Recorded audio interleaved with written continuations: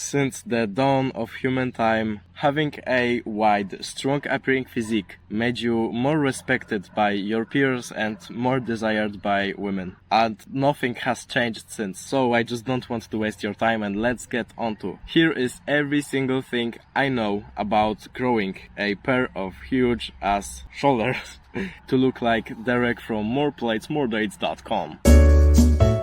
The thing that I always tell people when they ask me how to grow pretty much any other muscle group, but also how have you built such big shoulders? I always say first, use compound movements first in your workouts and then move on to less significant exercises. If you start out fresh with very high intensity but low reps exercises such as shoulder presses or handstand push-ups, like those very hard exercises you do for your shoulders that don't exceed 12 or 10 reps because they are just so hard, right? When you start with those, you naturally will grow bigger shoulders. On the flip side, if you would start with the easier exercises such as the lateral raises for your shoulders, then your shoulders will already be kind of exhausted, and when you then move on to the more significant exercises, you would have much less energy to perform them, right?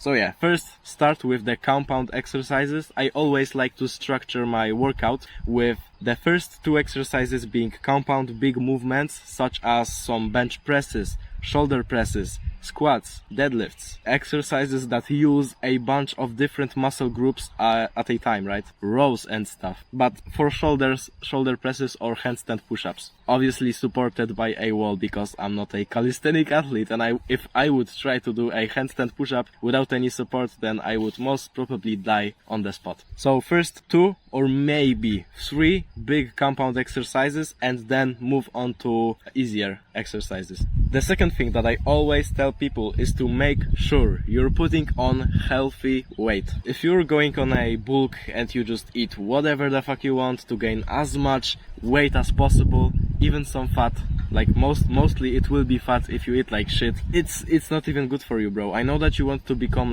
big, like bear mode and stuff. Okay, but your testosterone levels will drop heavily, very significantly. You will get very sluggish and unhealthy. It's not a good thing to go on such a big hard bulk. A bunch of studies have already shown that if you're eating 300 calories above your maintenance compared to if you're eating 1000 calories above your maintenance, they do pretty much the same thing in building muscle, but the 1000 calorie excessive diet will just result in much more fat gain. So obviously the better choice is to eat not more than 500 calories above your maintenance if you want to gain weight, and just slowly and gradually increasing your weight. This way you will do it much healthier. The third thing that I always like to tell people is to train your shoulders even up to 3, maybe even 4 times a week if you really want to grow them, specifically grow your shoulders. Just keep in mind that it is best to always keep at least 1 day of rest in between your shoulder workouts, so just do it 3 times a week. I've always wanted to have a physique that has much bigger arms and shoulders than the rest of it. I don't really know why. I just think that it looks the best, in my opinion. So that's exactly what I'm doing. I'm training my arms and my shoulders 3 to even sometimes 4 times a week. If you're able to recover, and if you're bulking, most probably you are able to recover from such shoulder exhaustion, so much exercise for a muscle group, then go on and train it 3 to even 4 times a week. I think I just killed 4 different flies out here. These motherfuckers won't leave me alone for a minute, bro. What the bro?